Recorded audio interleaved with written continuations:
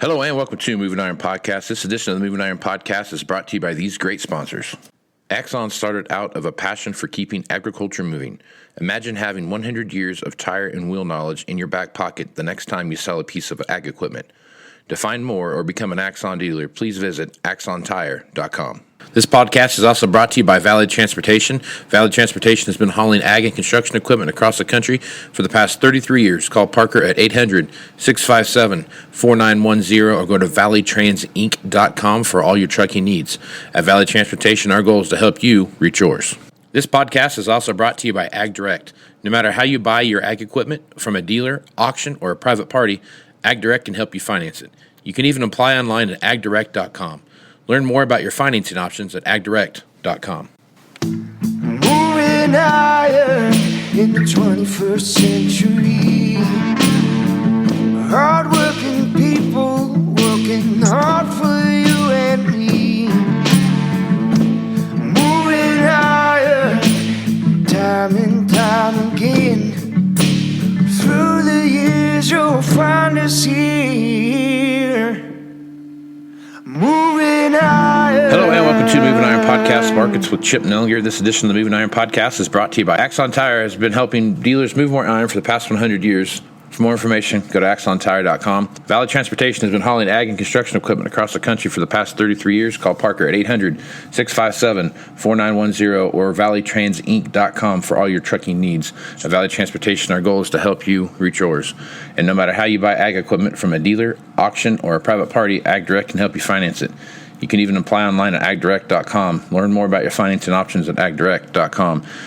Chip Nellinger is with Blue Reef Agri-Marketing out of Morton, Illinois, and it's nice enough to come on once a week to talk about what's going on in the overall market. So, Chip, hey, doing well, Casey. This thing's still a work in progress and very interesting. These markets just don't quit. Yeah, they're. We've seen a lot of volatility this week. You know, just look at Monday, things were sharply down. Tuesday, they were sharply up, and they were sharply down yesterday, and we'll see, opening up down again today. So I guess as you take a look at kind of what you've seen so far this week, what's your thoughts thus far? Yeah, the bean market's been such a straight up trajectory. It's overdue for a correction. We kind of saw that. Logical that it's right ahead of this USDA report that's coming out later this morning. And, now soil is back on a tear higher. Just like in the last 3-4 months, just everything you throw at these markets seems to be on the bullish side. You got this inflation picture underlying everything. This world vegetable oil situation is not great. Tight supplies, seems like it's getting tighter. It's got soy oil kind of leading us. Crude oil still sitting here $90-ish a barrel. This obviously the South American weather situation. And so end users, I think, including China, have really been caught flat-footed by this. And any break, like you saw yesterday, with beans at one point down 20, 21, 22 cents, it just doesn't hold. The end users rush in on every break and buy it because, they don't have enough coverage out there. And now, it's uncertain as to what the crop size is in South America. It's likely shrinking, not getting bigger. That's part of, what's kind of underlying this thing on this report today. It won't really be about the U.S. numbers. They're not going to change production. They might tweak demand a little bit, but the focus is on South America, how much the USDA is going to cut further. I think tomorrow morning we get CONAB estimates. So their own government organization is going to put out what they think the Brazilian crop size is. So a lot of moving parts in here, but the bottom line is we're still very much entrenched in a bull market. End users caught flat-footed. We've been selling a lot of beans here recently over the last few weeks to China for both old crop and new crop. That's not normal for this time of year with a normal big crop out of Brazil. And, the fact that they're coming to the market, especially for new crop this early, is, I think, indication that, we got some supply issues in the world. So it's very dynamic. And, I think what you saw yesterday was child's play compared to what we can expect going forward. Is going to be tremendous volatility. Every time we've been north of $14 beans in history, you typically have $1.50 to $2 breaks, oftentimes before you even see the ultimate high. So, 20-30 cent break off the highs is nothing. And I think you're going to see much more volatility ahead, and likely haven't seen the highest prices yet either. Haven't even talked about our growing season or acreage, Casey. So this thing is, it's going to be very uncertain for months to come.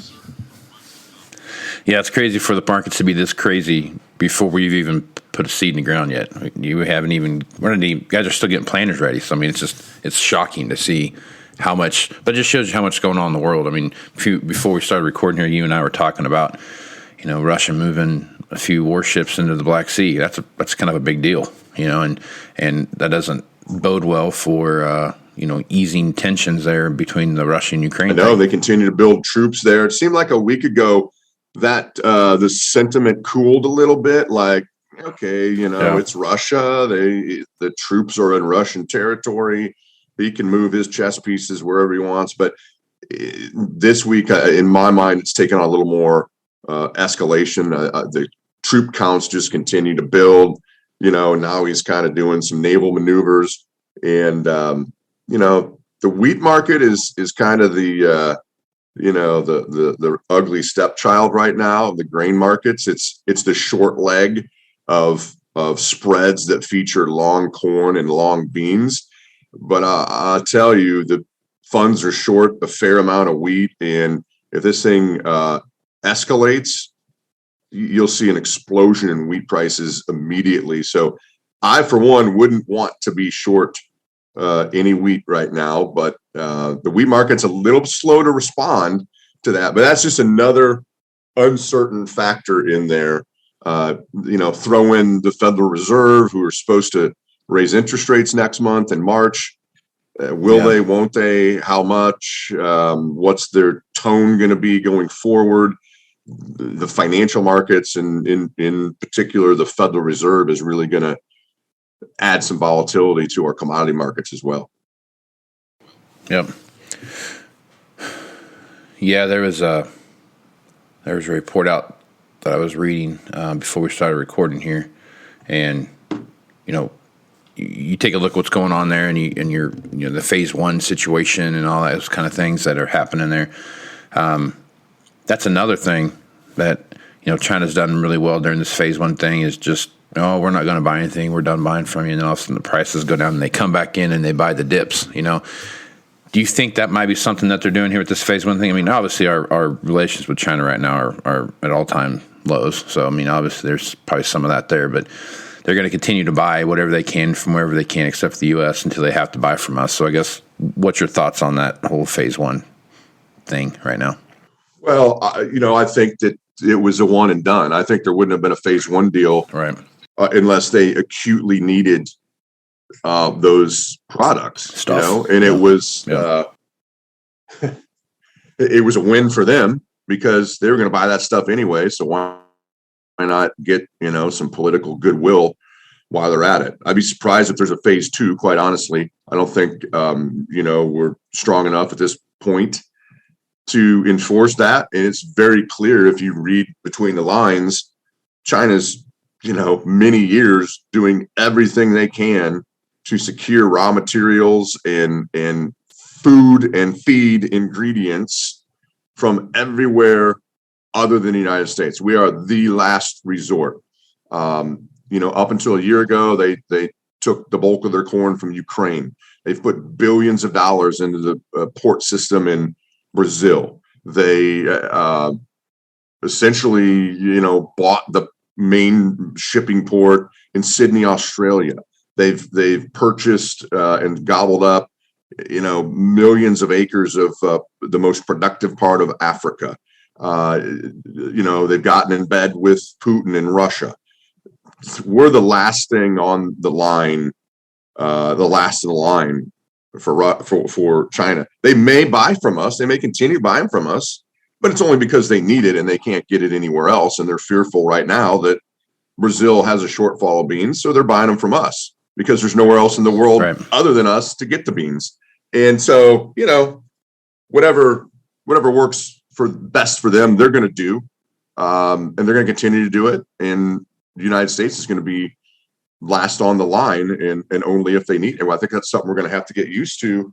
And it's all great right now. I've been telling people, and I'm not sure when. I'm not sure if it's 9 months from now, 18, 36. One of these years, we're going to have a back-to-back big production years out of both hemispheres in corn and beans. And we've got a problem then. We have a real problem. This thing will fall over the cliff, and it won't come back. Every break so far for 3 years has been bought and has rewarded people that don't sell. And that's going to continue for a little while here. The breaks will be bought. But one of these days, Casey, it's going to break. Everyone think, yeah, this time, just like all the other times, it'll come back, and it's not going to come back. And I don't think that's anytime soon. I just want to put a bug in everyone's ear that this thing will turn one day. Back-to-back drought in Brazil and Argentina, very minute possibility. That hasn't happened many times in history, and it's kind of saved us. It's bought us some more time. But one of these days, we're going to have big crops, and then South America is going to follow up with big crops, and then we're going to be swimming in grain. Yep. All right. So let's take a look at what's going on over in the protein markets. Beef prices continue to slide, especially on the box beef side of the spectrum, and the hogs continue to have a bullish run. So I guess you take a look at those two spectrums. What are your thoughts there? Yeah, unbelievable on the hog side. Just continues to run. I mean, and kind of like you mentioned earlier. Typically we don't talk about massive bull markets in the grains and in January, February. Same thing in the hogs. This isn't typically the strongest period of the year for hogs, but man, are they on fire. And I think it just goes back kind of to the inflation thing. We had such a disruption during the heart of COVID, the lockdowns, and prices shot up, construction prices, all the input. We just didn't see the expansion that you normally would have seen with high prices in hogs. I think because of just didn't pencil out. It was too expensive. And so we're seeing the effects of that. Unbelievable. Scary thing is, what are we going to see in the summertime when the peak demand season is? Peak demand and the low point in supply. What is going to happen June, July, August? And these hogs, it's frightening. They're well over 100 now in the summer months. So crazy times there. I think cattle are pretty fairly priced in here. Even though box beef has slid, cash is steady to a touch higher last week. So packers are giving up a little bit of that margin. Finally, they're getting obviously some heat from being kind of anti-competitive and monopolistic, and so they're giving up some of the margin. They've got a lot to give up. A lot. Last I saw, it's estimated they're making $650 a head on cattle right now. So.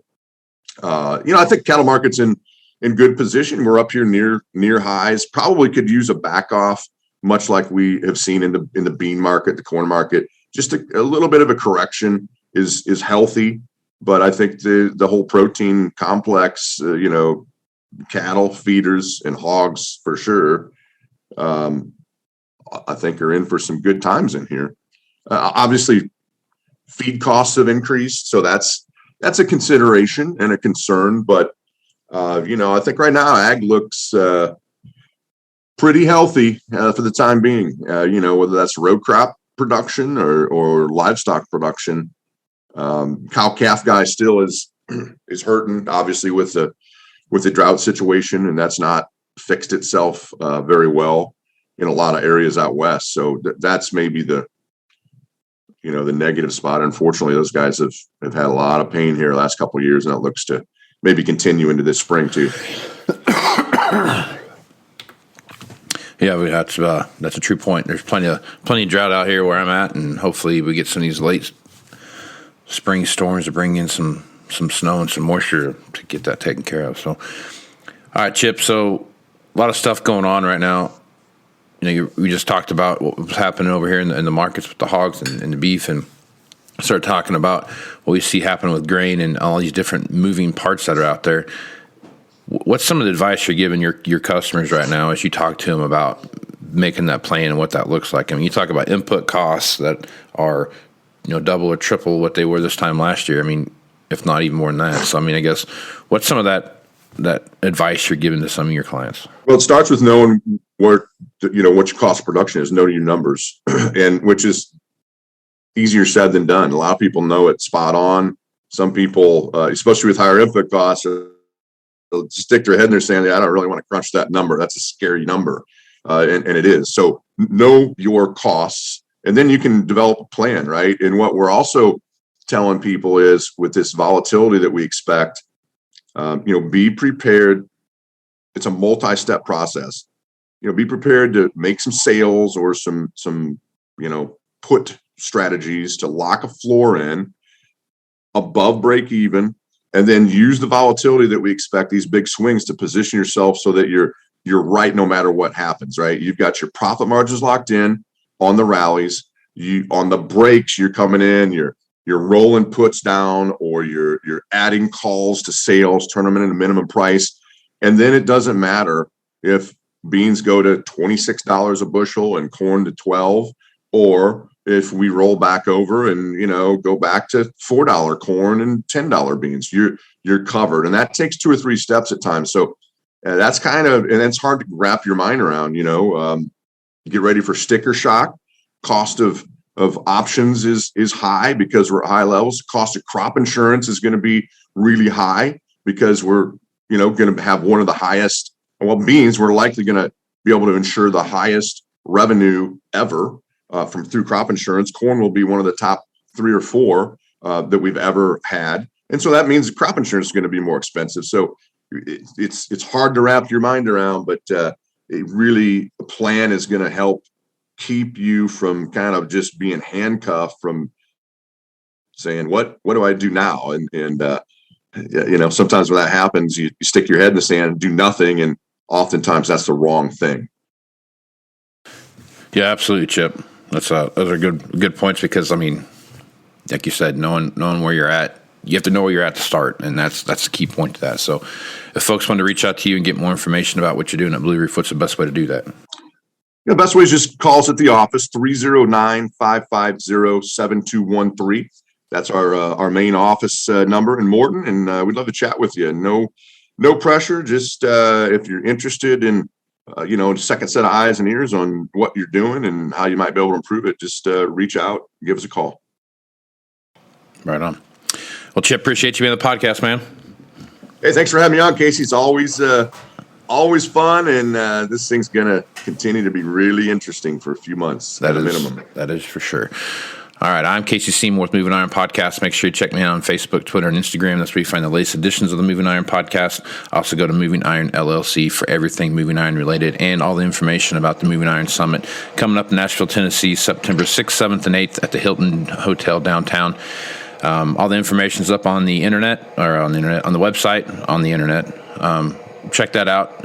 When you're on there, you just go over to the Moving Iron Summit page, and all the information is there about how to register and those kind of things. So if you're interested in doing that or need more information, send me an email at MovingIronPodcast and MovingIronPodcast.com, and I will be sure to get back to you. So with that, I am Casey Seymour with Chip Nellinger. Let's go with some iron, folks. Out. Axon Tire is going to have more tips, tricks, and client advice throughout the year, and in September at the Moving Iron Summit in Nashville. If you're looking to sign up for the event, please head over to MovingIronLLC.com. We hope to see you there. Valley Transportation has been hauling ag and construction equipment across the country for the past 33 years. Call Parker at 800-657-4910 or go to valleytransitinc.com for all of your trucking needs. At Valley Transportation, our goal is to help you reach yours. And no matter how you buy ag equipment from a dealer, auction, or a private party, AgDirect can help you finance it. You can even apply online at agdirect.com. Learn more about your financing options at agdirect.com. Moving higher in the 21st century.